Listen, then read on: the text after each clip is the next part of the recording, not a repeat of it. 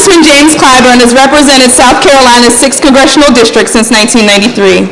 He has served as House Majority Whip, the third-ranking Democrat in the U.S. House, and is the first African-American to serve multiple terms in that role. He is a lifelong civil rights leader and recipient of the Presidential Medal of Freedom. In his book, The First 8, Congressman Clyburn tells the story of 8 black men who represented South Carolina in Congress during Reconstruction, the nearly century-long gap that followed their removal, and what their experience tells us about the durability of black political power today. As our guest today, you will all receive a signed copy, on your way out. Leading this conversation is Erica L. Green, White House correspondent for the New York Times, Pulitzer Prize finalist and co-author with Governor Wes Moore of 5 Days, The Fiery Reckoning of an American City. A Baltimore native and a Goucher College graduate, she brings both journalistic rigor and personal connection to this story. Please welcome Erica Green and Congressman Clyburn. Thank you. Thank you. Thank you all so much. It is a true honor to be here with you today and to have a conversation with the Congressman, who we all know. And it is particularly poignant to be speaking with him right now about black leadership and his endeavor to document such an important part of it that is not well known to many. I was among them, sorry. But in this book, you give us a really in-depth and illuminating and corrective history about those who came before you and how you embody a lot of what they stood for. So throughout this book, you draw parallels between their political trajectories and your own. And I'd like to start by asking, who do you think your political style, your ideology, and your journey most mirrors and aligns with? Well, first of all, let me thank the Joint Center and all of its adherents, the chair, the chief of staff, whoever it be. Thank you so much for having me here. My history goes back with the Joint Center long before most of you were born. I remember Clarence Towns very, very well and started visiting with him and Frank Reeves in the early days, and I'm very, very pleased to see that the Joint Center is still flourishing, and thanks to all of you for being here today. I suspect that if I were to go through this book and look at the 8 men that I wrote about and have studied since my childhood, I most want to be like Robert Smalls. However, I don't think I measure up to him. In fact, I have said in various speeches, and I say in this book, that Robert Smalls is the most consequential South Carolinian who ever lived. And when I said that in a speech early, 20 years ago, a gentleman came up to me afterwards and he said, that was a great speech. I think I agree with you that Robert Smalls was the most consequential black South Carolinian who ever lived. And I looked at him and I said, that is not what I said. Irrespective of skin color or gender, the most consequential South Carolinian ever was Robert Smalls. And I can make that case. He didn't argue with me, but he's never spoken with me since. So I think I would love to be like him, born into slavery. We all know how he got his freedom in one of the most innovative escapes ever. We all know how he built his wealth. And few people know that after the Civil War, during Reconstruction, Robert Smalls went back to Beaufort And there, his former enslaver, died and left his widow penniless. Robert Smalls brought her back into that house and kept her until her death. He was a remarkable person. It was Robert Smalls who introduced the resolution in 1868 that created South Carolina's first institution of education for all. Until Robert Smalls' resolution that was adopted by the South Carolina Constitutional Convention of 1868, education was reserved for the elite. So South Carolina is the first state that provided free public education for all. And it was Robert Smalls' resolution that did it, though he himself never had a formal education. He was just a great guy. And so I would love to be like him, and I strive every day to do so.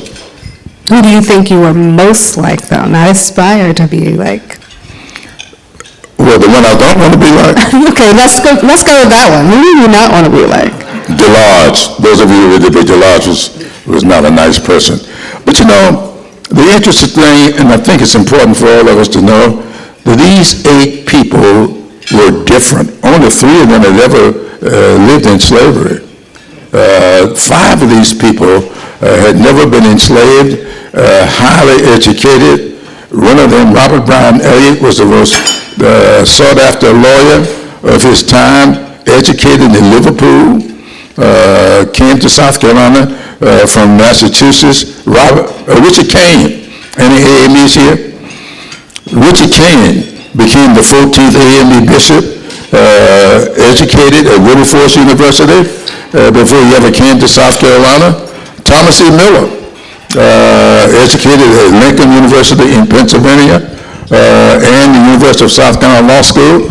A lot of people don't realize it, but up until just after the Civil War, until Reconstruction came to a close, the University of South Carolina was an integrated institution. There were more African Americans attending the University of South Carolina in the 1870s than whites. They closed it down after Reconstruction came to an end, and reopened it as a totally segregated institution. So DeLodge, to me, was not a good guy. I guess Robert Brown Elliott was a brilliant guy, became Speaker of the South Carolina House, and really died destitute because of what happened to all 8 of them. I'm just going to take a beat on Smalls, just because as I read through the book, I wondered this. Considering, that he is remarkable for a myriad of reasons, among them his meeting with Lincoln and changing the course of the Civil War, which you document so beautifully. As we see the decimation of Black leadership in the military, at the Department of Defense, as we see the degradation of Black military service members and even Black valor being erased, I wondered, how do you think he would respond to this, and what is your response to this? Because it cuts more deeply than even in other sectors. Absolutely. Considering Black people fought for this country before they even had rights in it. So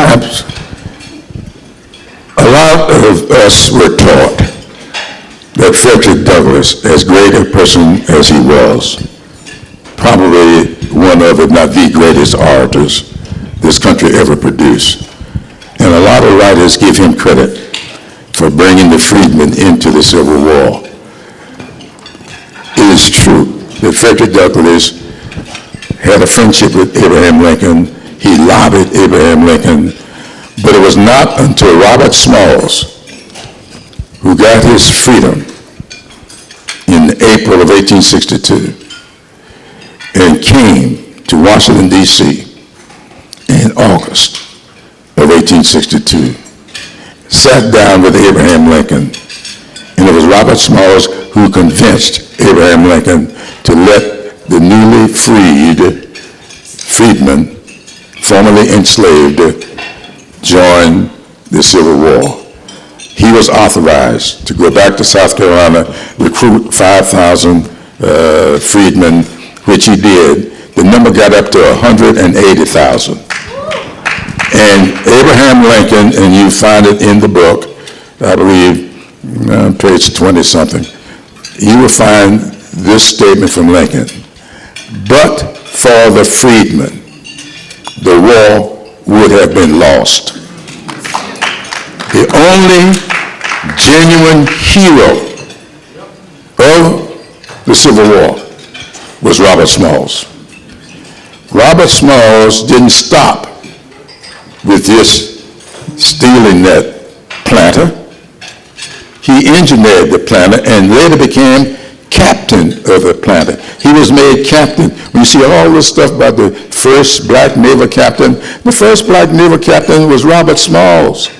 He was made naval captain when he wasn't even part of the Navy. So this history is so clear. And so Robert Smalls, I think, is the one that really changed history, because according to Abraham Lincoln, if he had not recruited what became 180,000 African Americans, 40,000 of whom died in that war, the war would have been lost. And just think about what would be like today if the South had won that war. I mean, and again, we see an intentional and very unapologetic effort to erase Black valor and the history of Black people serving in this country in the military. How do you think he would respond to that, and what do you make of that? He would have rejected it, he would have fought it, because he did.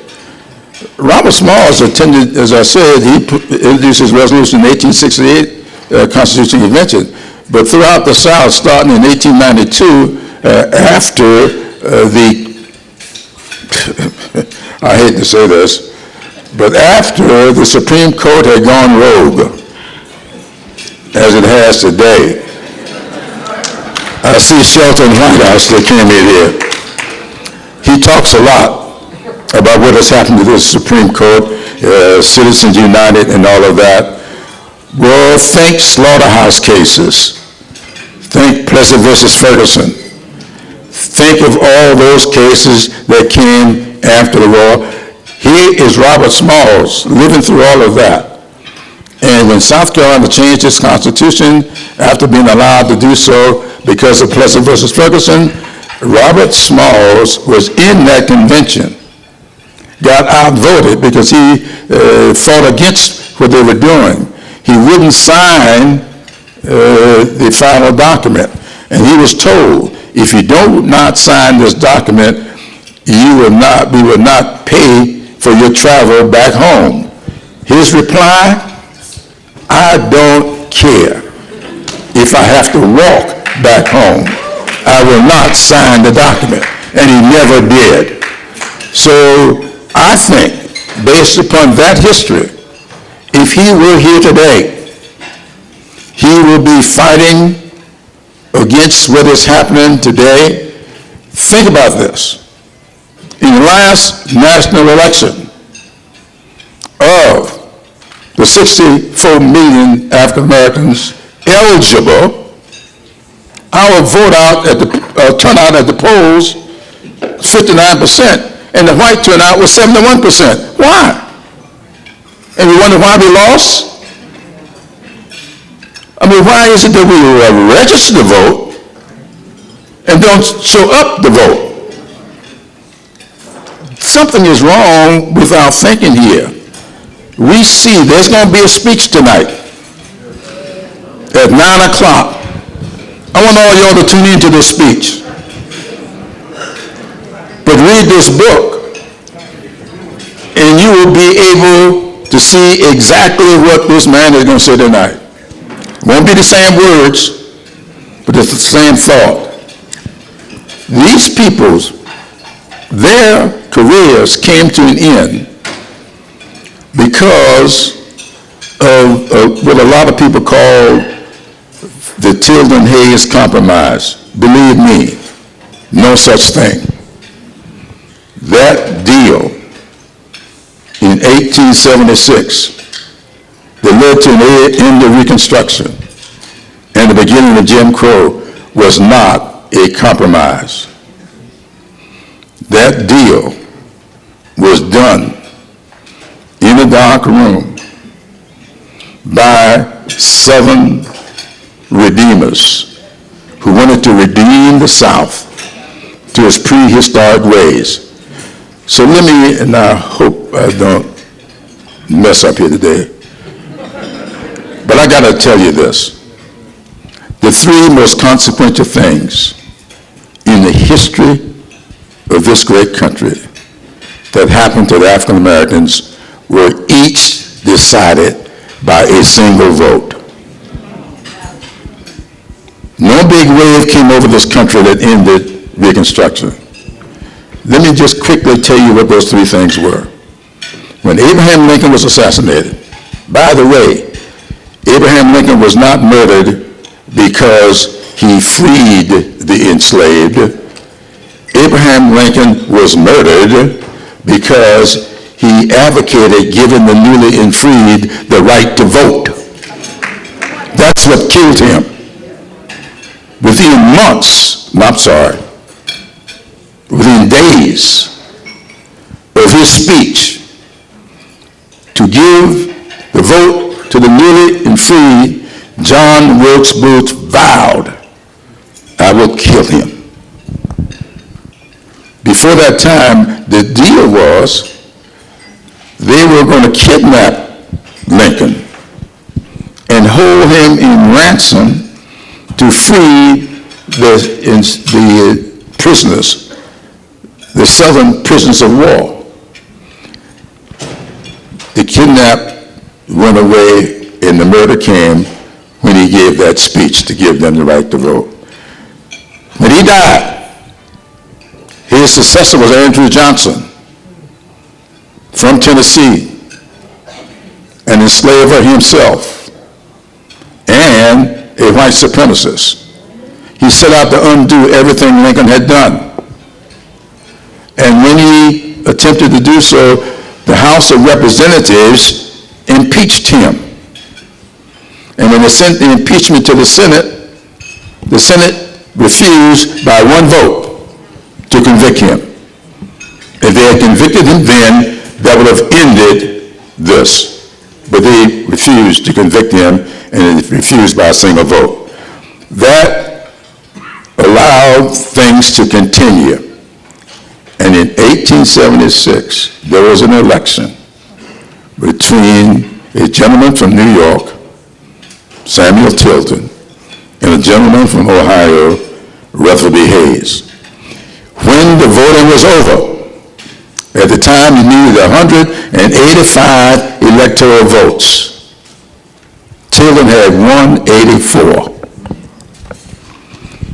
The Constitution says when you don't get the required vote, the electoral vote, the election goes in the House of Representatives. Hayes had 165. And there were 20 votes in dispute. Those 20 electoral votes were from Florida, Louisiana, and South Carolina. So, the House couldn't figure out what to do. So the House appointed a 15-person commission. So you all meet with the candidates, you all study this issue, make a recommendation to us as to what to do. That 15-member commission voted 8-7 to give the 20 disputed votes to Hayes. Why? Because Hayes promised them, give me your votes. I know what you people want in Florida. I know what you all want in Louisiana. And I know what you want in South Carolina. You want to go back to pre-Civil War antebellum ways. And in exchange, they give him the 20 votes. Hayes became president of the United States by a vote of 185 to 184. 1 month later, he took all the troops out of the South, brought it into Reconstruction, and Jim Crow became the law of the land. Those 3 incidents were each decided by a single vote. I would hope that not a single black person refused to vote come November. We got to admit. Okay. All right, we don't have that much time left, so we're going to do a lightning round because there are 2 things that just lightning round, okay? The first is we're going to address the direct and open and brazen attempt to eliminate black leadership in Congress. What happened with your seat was a shocking and alarming example of that.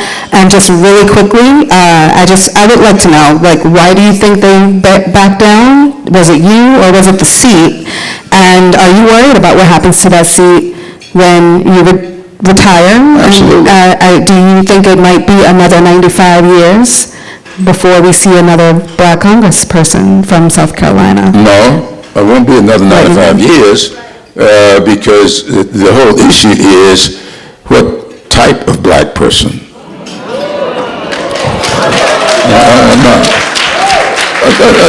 Let's be real. All 8 of these people, well, we can get nervous about that. No, lightning round. Let's keep going. Because I'm nervous about it. Because Robert Small's career came to a close as a result of an indictment. Every single one of these people were subjected to trumped-up judicial proceedings. And in every instance, the person who testified against them, who brought the charges against them, was another black person. Thank Clarence Thomas. Let's go ahead. Okay, all right. So last one, because I have to do. Thank you, Congressman. I just want to capture, and on this note, capture the importance of the Joint Center and the CBC. You work closely with the Joint Center in the years after its founding in 1970. You went on to become the first Southerner to chair the CBC, which was founded 1 year later. What do you see as the value of both of these institutions, especially in 2026? And considering what we're seeing, which you have described in stark terms, do they survive? I don't know. I know what my hope is. I'm a South Carolinian through and through. And my last book was called, Blessed Experiences. Genuinely Southern, proudly black. And I say in that book that all of my experiences have not been pleasant, but I've considered all of them to be blessings. Because I've learned from those experiences. And let me tell you this. We are experiencing a period in our history that only we can decide whether or not it's a nightmare or a blessing. We have to make that decision. And we can turn this experience into blessings. Just because this history is repeating itself doesn't mean the result has to be the same.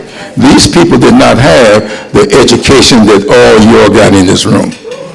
These people came out of limited backgrounds, limited experiences, some of them enslaved. But they all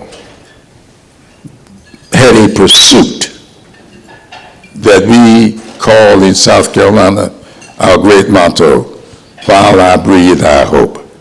And so I can only hope that we're going to do what is necessary between now and November 3rd, that we act out on November the 3rd in a way that will allow us to celebrate on November 4th. That is my hope. I have no idea what y'all going to do. And with that, I think we are wrapping. Thank you so much. It was a great conversation. Thank you all.